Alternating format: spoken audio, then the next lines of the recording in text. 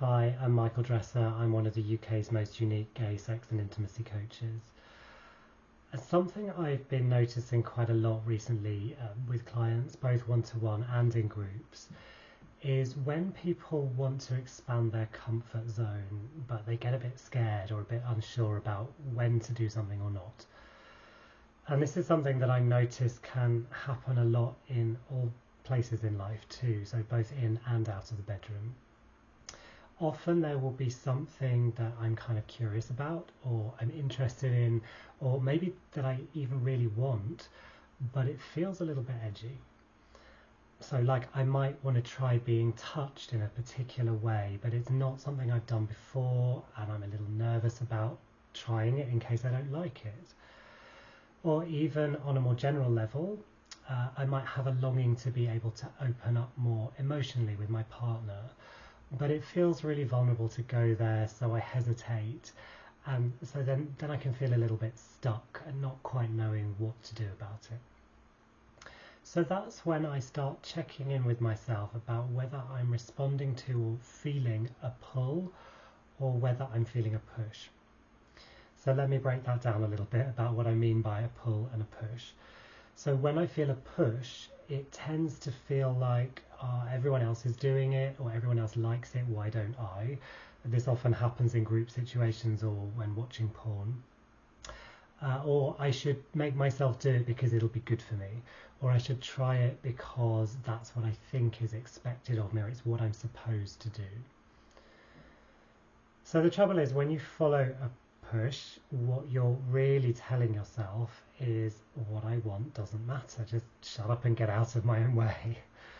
So instead, when I feel uncertain about something, I feel for the pull instead of the push. And a pull feels different.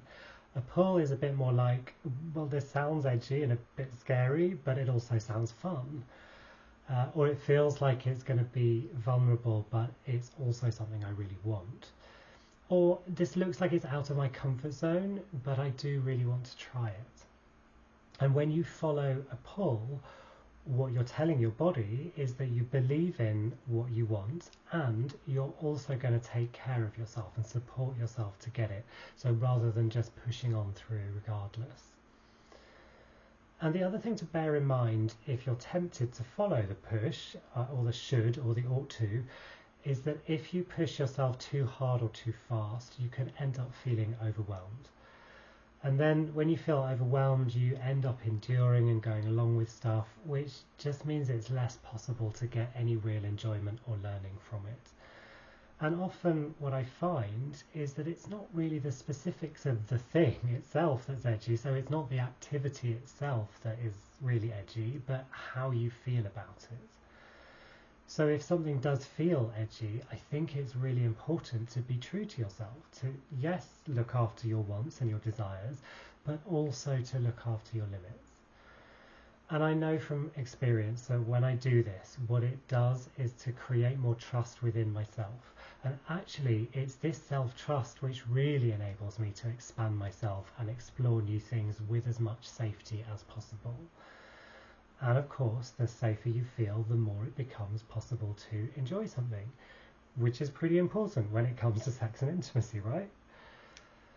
So if you're trying to figure out, well, is what I'm feeling a pull or is it a push, or you're not sure which one to follow, here are a couple of tips that you might want to check in with yourself about.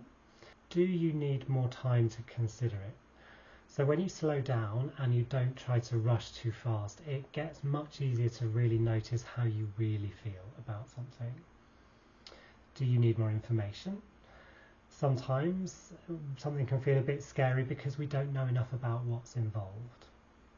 Or do you need to put some limits in place beforehand? So for example, you might be up for it as long as you don't have to be completely naked, or as long as you know that you can stop at any point. Or do you need to get more comfortable? So sometimes you might not be quite ready. So doing something like adjusting your position or even changing the environment you're in or changing when you're going to do it can really help you to step in with more enthusiasm. So starting to bring awareness to whether what you feel is a pull or a push, and then following the pull, can really make a huge difference to how easily you're able to expand your erotic comfort zone.